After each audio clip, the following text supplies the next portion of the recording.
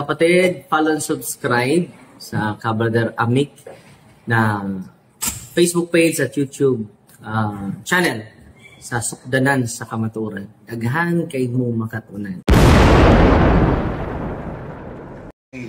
Nandyan po siya sa ano, Matthew chapter 10 verse 20. Kung dalawa na lang. Kung isa na lang. Pwede rin. Kasi si David siya lang mag-isa dun sa bundok at nag-worship. Pero nung first day ni St. Paul, ni St. Peter, pag-evangelize nila, nagdala ng 3,000. bautismo sila sa isang araw lang. Niya 3,000. Ngayon, lumiit sa'yo. Ilang taon ka na nag-evangelize? Mag-3 mga 7 pero 7 years na, pero doon sa labas 2 years pa lang doon sa mga kali doon. So sa 2 years 100 lang sila, si Pablo 3,000.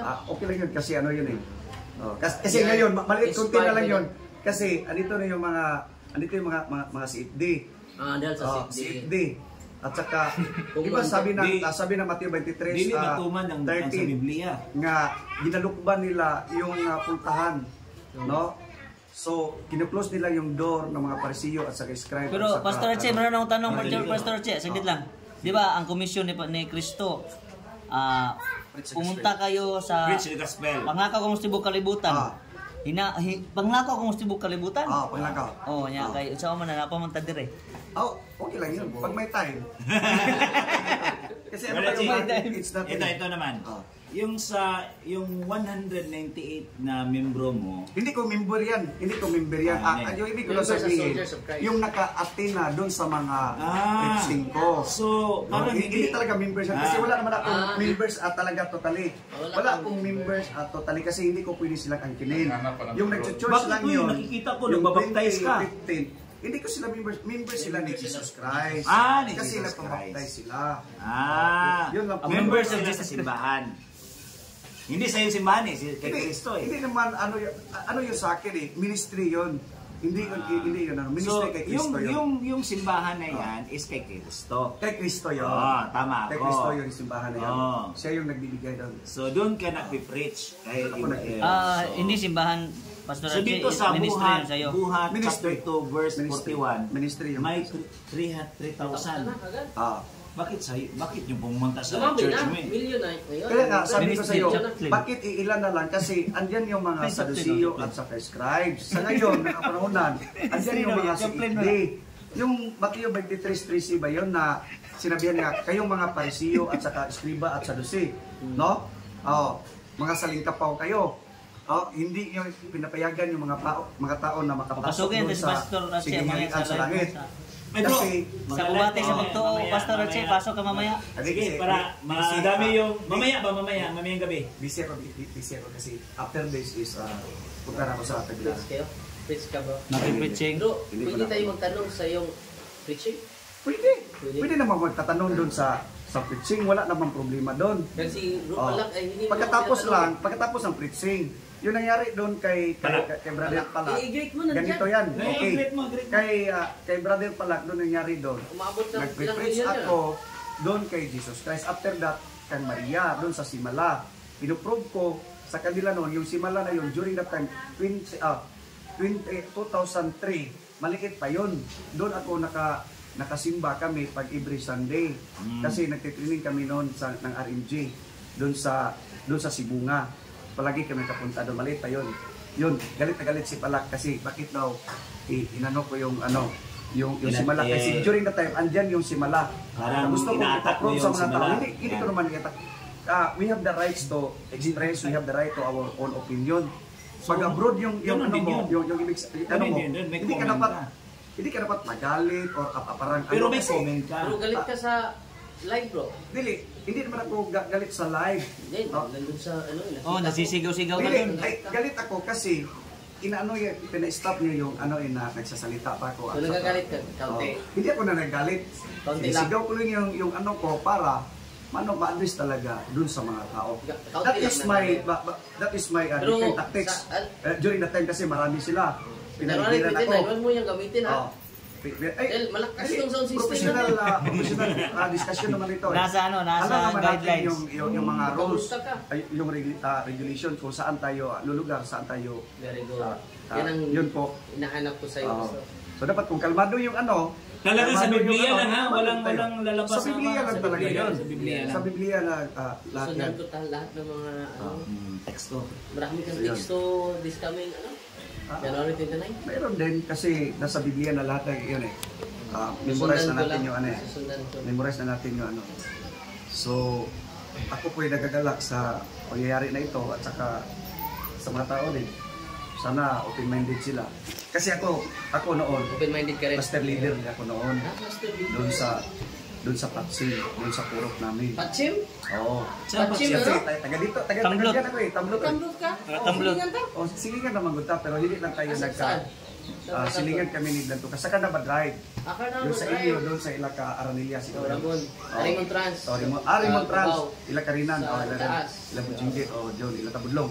Silingan na din na Silingan daw ta, pero hindi lang tayo kasi iba yung daan ko noon. Cluster leader kasama na ito Pastor Achie, pero di ka Kasi leader kami, active na kami. Ito lang plaster. Tapos, ko, isasabi ko pala sa inyo, yung hindi ko pa alam yung Words of God. Doon kami pila kami doon sa 7 churches na, yung Semana Santa. Sita Iglesia na nagpipila yung mga tao. Pero yung nalaman ko na hindi pala ibibigay yung himaya at saka karangalan ng ating Panginoon Diyos. So yun, focus tayo kay Jesus Christ. The glory of God. Only Jesus Christ Yan talaga. ang duro ng simbahan Jesus Christ lang Hindi talaga. ka malayo sa simbahan. Walang iba talaga. So Jesus said, I am the way, the truth, and the life. Yan No one talaga comes ang unto duro the Father ng simbahan. except through me. So that is why Very Catholic yan. I objected Mary not to preach to the people because hindi masaya yung Si Panginoon. Maria ba hindi siya ina ng Panginoon? Hindi naman siya ina ng Panginoon. Ina lang siya kay Jesucristo nung nagpakatawang tao si Jesucristo. Wala namang ina yung So Panginoon. ano kilala mo kay Kristo? Yung sinabi ni si Elizabeth Sa na ina Diyos. ng Kung siya ang Ah. kung si Kristo ay Diyos, Nagkamali si Panginoon Hindi hindi. po. If Panginoon we're talking hindi. about human nature, pwede yun considered siya. Pero dito, pero doon sabi niya, ina ng Panginoon. generalize talaga. Sabi niya, ina ng Panginoon. Basahin mo bro. Ina ng Panginoon. Lagi. Alam Bakit ko yun. bumibisita sa akin yung ina ng Panginoon? We are talking about they are talking about the human nature na during that time. Pero if you are broad-minded talaga, wala talaga yung mother yung The mother of Panginoon. my Lord. Bakit magkakaroon yung Sagutin mo yun tanong mo. Tama ba yung sinabi ni Ni Saint Tama Elizabeth. man yun. Tama. Kasi sinasabi andun sa Sabi mo Biblia. kanina hindi ina ng Panginoon. Hindi ina ng Panginoon Sino si tama? Maria. Okay. Ikaw o Pero si Di ba Maria? Tama ang Biblia pero sa kanya hindi tama. Okay. So, sabi mo kanina, Tama ang Biblia. walang ina ang Panginoon. Walang ina ang Panginoon. Tama Kasi yun. Panginoon yun. Tama yun. Si Saint Isabel, ang Ah. Lucas 1:7. Basahin mo na natin. Sila, okay lang yun. Okay lang yun. Alam naman natin yun. Kasi May open-minded tayo. 1:23. Sabi mo, open-minded tayo, di ba? Lucas 1:23. 23 na eh. 46. 23 siguro. Ningon si Elizabeth, pagkadako sa akong kalipay nang inahan sa akong Ginoo miduaw ka. Tama din yun.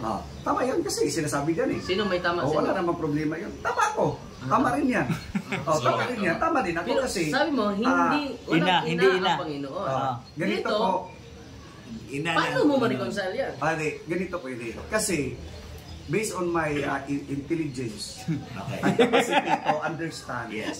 No? Kasi iba't iba tayo ng ano eh. Personal opinion lang yan. Opinion yun eh. Pero based on the Bible. So, Bible yun eh.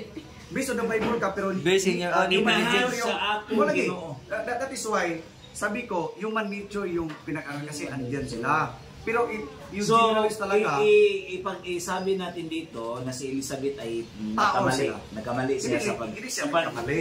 pagsalita ng ina ng aking Panginoon. hindi siya nagkamali. Kung hindi siya nagkamali, ikaw yung Kasi nagkamali. Kasi human sila eh. Pwede silang mag-ano doon. Paano magkatama ang dalawang conflicting idea?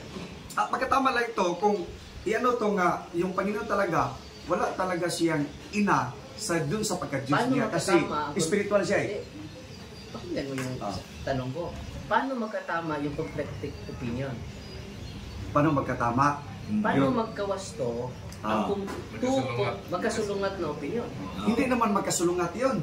Eh, sabi mo, walang ina ang Panginoon. Walang ina ang Panginoon. Sabi ni Santa Isabel, bakit bumisita ang ina ng aking Panginoon? Nga, sabi ko sa inyo, human nature yung ibig sabihin ni Hindi Isabel sinabi doon. na human nature. Hindi sinabi dito. Yun ang Meron tayong Opinion na sa'yo, human nature. Mayroon tayong common sense na Ngayon, saan to mababasa, understand. kapatid? Saan mababasa no na ang Diyos walang ina? Saan sabi meron? niya, from the beginning. Ako yung... Susunod natin. Dahil mabasa namin na ina ng aking Panginoon. Saan ba mababasa yung sarili mong opinion?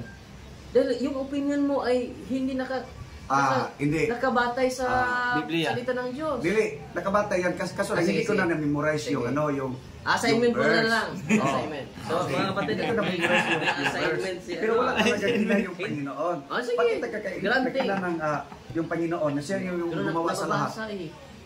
Brother Archie, may siguro pinsan mo to, Joseph Adrian Pujas Anides. Kilala mo yan? Anak ko yan. Anak mo to? Ano sabi niya? Bukas? Oh. Bukas. Skits na pudpads. Saan na? Anak mo? Joseph Adrian Pujas Anides. Anak mo to? Anak sa labas? Anak ko to. Anak mo yan, bro? Sabi niya, skits na pudpads. Skip? Ano? Skits. Skits. So, Joseph Adrian. So 1.1 na naman.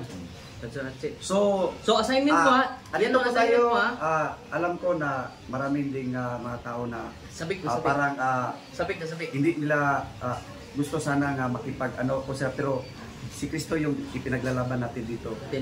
Pero Kaya nga dapat nung, isusugid natin si Christ naalala ko, doon sa Pastor, mga tao. na nag-chat si Brad Ryan sa'yo, nasagot mo, Brad Ryan, hindi na ako makipag-dialogue dahil binulungan ako ng Espiritu Santo. Totoo yun? Sa kanila yun. Sa kanila yun. Sa kanila, sa mga CFD yun. Sa mga CFD yun. Hindi na ako makipag-adibe sa mga CFD. CFD din ako eh. Pero pag pare, hindi ako makipag-debate. Pero